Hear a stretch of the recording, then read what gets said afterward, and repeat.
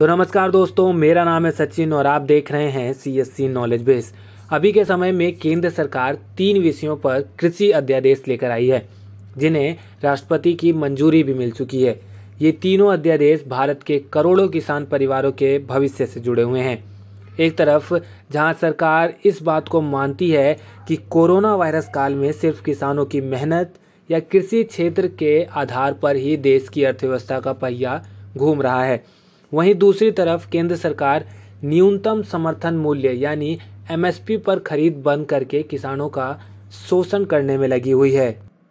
आने वाले समय में इन अध्यादेशों के जरिए केंद्र सरकार किसानों को मिलने वाले MSP को खत्म करने जा रही है। इसके बारे में भी मैं आपको इस वीडियो में बताऊंगा, लेकिन उससे पहले अभी मैं बताता हूं कि केंद्र सरकार इस पर यह दावा कर रही है कि इन अध्यादेशों के आ जाने से किसानों को फ़ायदा होगा, लेकिन असल में किसानों को नहीं बल्कि बड़ी बड़ी कंपनियों को इसका फ़ायदा होने वाला है। इन्हीं सभी सवाल, आपके मन में जो भी सवाल उठ रहे होंगे, उन सब के जवाब आपको इस वीडियो में मिल जाएंगे, तो इस वीडियो को लास्ट तक जरूर देखिएगा। अगर आपको नहीं पता तो मैं आपको बता दूं कि केंद्र सरकार के ऊपर विश्व व्यापार संगठन यानी WHO का ये दबाव है कि किसानों को मिलने वाला MSP और हर प्रकार की सब्सिडी केंद्र सरकार समाप्त करे। इससे पहले भी कांग्रेस और BJP की सरकारों ने MSP को ख़त्म करने की तरफ कदम बढ़ाने की असफल कोशिश की है, लेकिन किसानों के दबाव के सामने उन्हें हर बार पीछे हटना पड़ा है। अब केंद्र सरकार कोरोना वायरस के कारण लगे लॉकडाउन का अनैतिक तरीके से फ़ायदा उठाकर ये तीनों अध्यादेश लेकर आई है। सरकार को लगता है कि कोरोना वायरस के कारण किसान बड़े पैमाने पर इकट्ठे होकर प्रदर्शन नहीं कर सकते, इसलिए सरकार ने ये कदम उठाया है। और इतना ही नहीं, अब की बार मक्के और मूंग का एक भी दाना MSP पर नहीं खरीदा गया। आने वाले समय में केंद्र सरकार गेहूं और धान की MSP पर खरीद भी बंद करने की दिशा में काम कर रही है। और अब मैं आपको बताता हूँ इन तीनों अध्यादेश के बारे में पूरे विस्तार के साथ, तो इस वीडियो को लास्ट तक जरूर देखिएगा। पहला अध्यादेश है farmers produce trade and commerce ordinance. इसके तहत केंद्र सरकार एक देश एक कृषि मार्केट बनाने की बात कर रही है।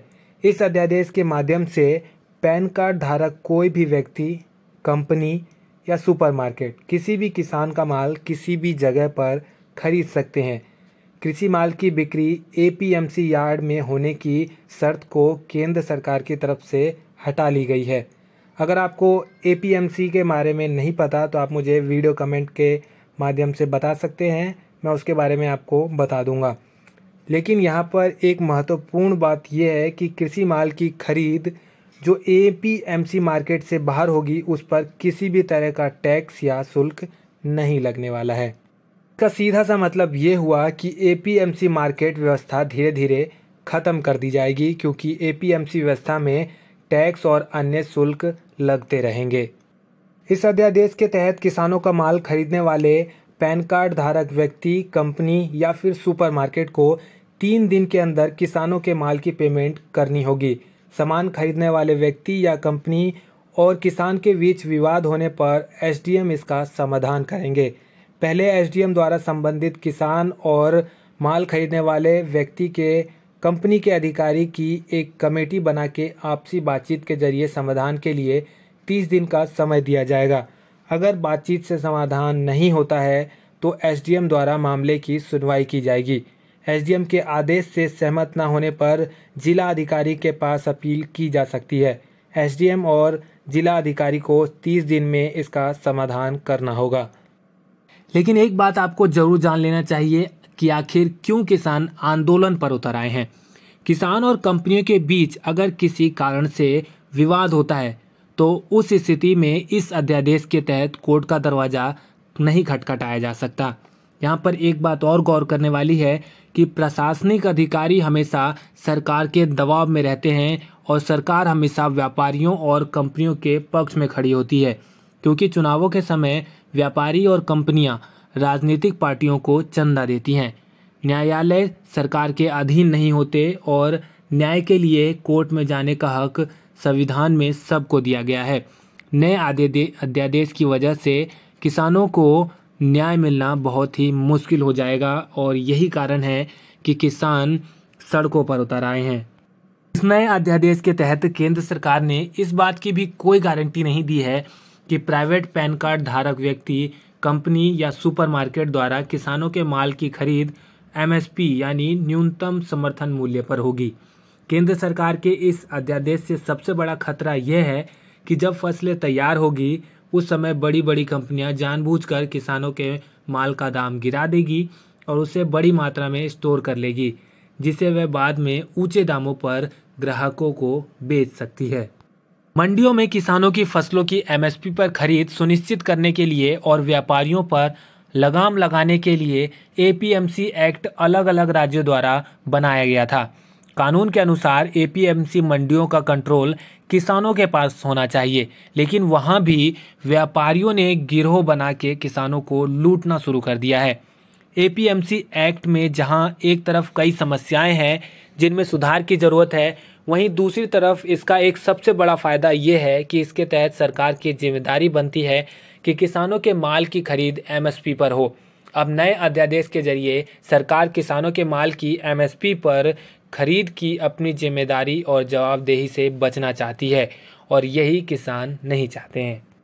जब किसानों के सामान की खरीद निश्चित स्थानों पर नहीं होगी तो सरकार इस बात को रेगुलेट नहीं कर पाएगी कि किसानों के माल की खरीद एमएसपी पर हो रही है या नहीं।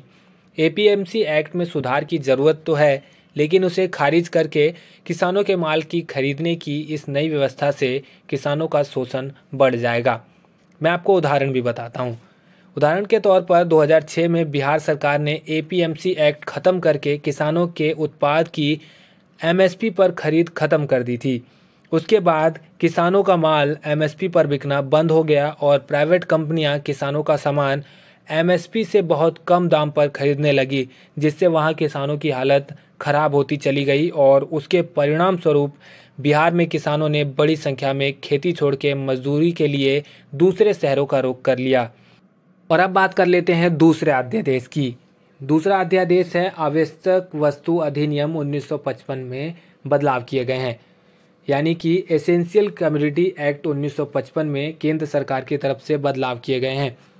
ये एक ऐसा कानून है जो दुकानदारों को जरूरी वस्तुओं के अधिक भंडारण और कालाबाजारी से रोकता है।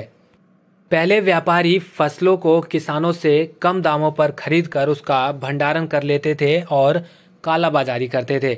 उसको रोकने के लिए एसेंशियल कम्युनिटी एक्ट को बनाया गया था, जिसके तहत व्यापारियों द्वारा कृषि उत्पादों के एक लिमिट से अधिक भंडारण पर रोक लगा दी गई थी। लेकिन अब इस नए अध्यादेश के तहत आलू, प्याज, दलहन, तिलहन और तेल के भंडारण पर किसी भी तरह की कोई रोक नहीं है। ये रोक हटा ली गई है। अब समझने की बात यह है कि हमारे देश में 85% तक लघु किसान है, यानी छोटे किसान हैं। किसानों के पास लंबे समय तक भंडारण की व्यवस्था नहीं होती है, यानी यह अध्यादेश बड़ी कंपनियों द्वारा कृषि उत्पादों की कालाबाजारी के लिए ही लाया गया है। ये कंपनियां और सुपरमार्केट अपने बड़े बड़े गोदामों में कृषि उत्पादों का भंडारण करेंगे और बाद में ऊंचे दाम पर ग्राहकों को बेचेंगे। तो ऐसे में आप मुझे कमेंट बॉक्स के माध्यम से ज़रूर बताइएगा कि क्या किसानों का ये सड़कों पर उतर आना सही है या नहीं। और अब चलते हैं तीसरे अध्यादेश की तरफ, the farmers agreement on price assurance and farm service ordinance, जिसके तहत सरकार द्वारा कॉन्ट्रैक्ट फार्मिंग के विषय पर लागू किया गया है। इसके तहत कॉन्ट्रैक्ट फार्मिंग को बढ़ावा दिया जाएगा, जिसमें बड़ी बड़ी कंपनियां खेती करेंगी और किसान उसमें सिर्फ मजदूरी करेंगे।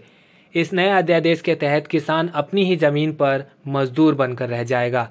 इस अध्यादेश के जरिए केंद्र सरकार कृषि का पश्चिमी मॉडल हमारे किसानों पर थोपना चाहती है, लेकिन सरकार यह बात भूल जाती है कि हमारे किसानों की तुलना विदेशी किसानों से नहीं हो सकती, क्योंकि हमारे यहाँ भूमि जनसंख्या अनुपात पश्चिमी देशों से अलग है और यहाँ खेती कृषि जीवन यापन करने का साधन है। वहीं पश्चिमी देशों में यह व्यवसाय के तौर पर देखा जाता है। कॉन्ट्रैक्ट फार्मिंग से सीधे तौर पर किसानों का शोषण होगा। पिछले साल गुजरात में पेप्सिको कंपनी ने किसानों पर कई करोड़ का मुकदमा किया था, जिसे बाद में किसान संगठनों के विरोध के चलते कंपनी ने वापस ले लिया था।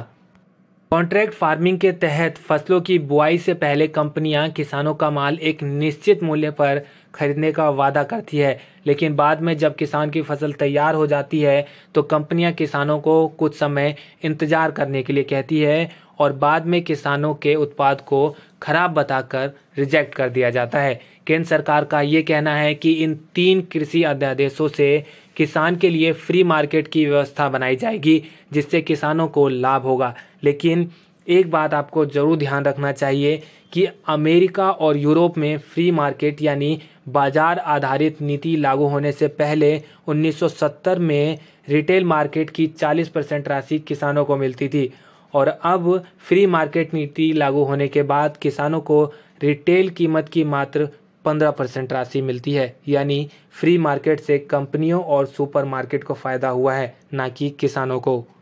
लेकिन फ्री मार्केट नीति होने के बावजूद किसानों को जीवित रखने के लिए यूरोप में किसानों को हर साल लगभग 7 लाख करोड़ रुपए की सरकारी मदद मिलती है। अमेरिका और यूरोप का अनुभव ये बताता है कि फ्री मार्केट नीतियों से किसानों को नुकसान ही हुआ है और नुकसान ही होगा। तो आपकी इस बारे में क्या राय है, मुझे कमेंट बॉक्स के माध्यम से ज़रूर बताइएगा। और अभी मैं आपको कुछ और बताना चाहता हूँ, तो आप इस वीडियो को लास्ट तक ज़रूर देखिए।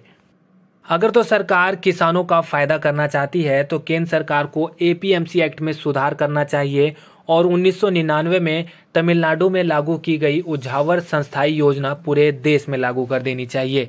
इस योजना के तहत 1999 में तमिलनाडु के तत्कालीन मुख्यमंत्री एम करुणानिधि ने किसानों और ग्राहकों के बीच सीधा संबंध स्थापित करने के लिए इस योजना को शुरू किया था। इसके तहत तमिलनाडु में उझावर संस्थाई मार्केट स्थापित की गई, जहां पर किसान सीधे आकर अपना माल बेचते हैं और वहां पर ग्राहक सीधे किसानों से माल खरीदते हैं। इस योजना से खुले मार्केट के मुकाबले किसानों को 20% ज़्यादा कीमत मिलती है और ग्राहकों को 15% कम कीमत पर सामान मिलता है। इतना ही नहीं, इन बाजारों के कड़े नियमों के अनुसार सिर्फ किसान ही अपना माल बेच सकता है और किसी भी व्यापारी को इस बाजार में घुसने की अनुमति नहीं होती है। पूरे दस्तावेज चेक करने के बाद ही किसान इस मार्केट में अपना सामान बेच सकता है। इन बाजारों में किसानों से दुकान का कोई किराया नहीं लिया जाता और किसानों को अपना माल स्टोर करने के लिए राज्य सरकार द्वारा फ्री में कोल्ड स्टोरेज व्यवस्था दी जाती है। इसके साथ उझावर संस्थाई मार्केट से जुड़े किसानों को अपना माल लाने के लिए सरकारी बसों में फ्री ट्रांसपोर्ट की सुविधा भी मिलती है। और वीडियो के अंत में मैंने आपको जो कुछ भी अभी बताया है उससे 3 बातें निष्कर्ष के तौर पर मैं आपको बताना चाहूँगा। पहला ये कि ये तीनों अध्यादेश किसानों के अस्तित्व के लिए खतरा है, क्योंकि सरकार इसके माध्यम से आने वाले समय में किसानों की फसलों की खरीद न्यूनतम समर्थन मूल्य पर लेना बंद कर देगी। दूसरा, ये अध्यादेश असंवैधानिक है। कृषि राज्य सरकारों का विषय है, इसलिए केंद्र सरकार को कृषि के विषय में हस्तक्षेप करने का कोई संवैधानिक अधिकार नहीं मिलता। तीसरा, ये तीनों अध्यादेश अलोकतांत्रिक हैं, क्योंकि जब पूरा देश कोरोना वायरस महामारी से लड़ रहा है और संसद भी बंद है, उस समय में तीनों अध्यादेश सरकार लेकर आई है। इन अध्यादेशों को लाने से पहले सरकार ने किसी भी किसान संगठन से कोई भी किसी भी तरीका का विचार विमर्श नहीं किया है। इसी के साथ आज की इस वीडियो को यहीं ख़त्म करते हैं। उम्मीद है हमारी जो कोशिश रहती है आप तक कुछ इन्फॉर्मेशनल अपडेट पहुंचाने की, वो पूरी हुई होगी। अगर आपके कोई सवाल या सुझाव हैं तो आप मुझे कमेंट बॉक्स के माध्यम से बता सकते हैं। मैं मिलूंगा एक और नई इन्फॉर्मेशनल अपडेट के साथ। तब तक के लिए मुझे दीजिए इजाज़त। जय हिंद, जय भारत।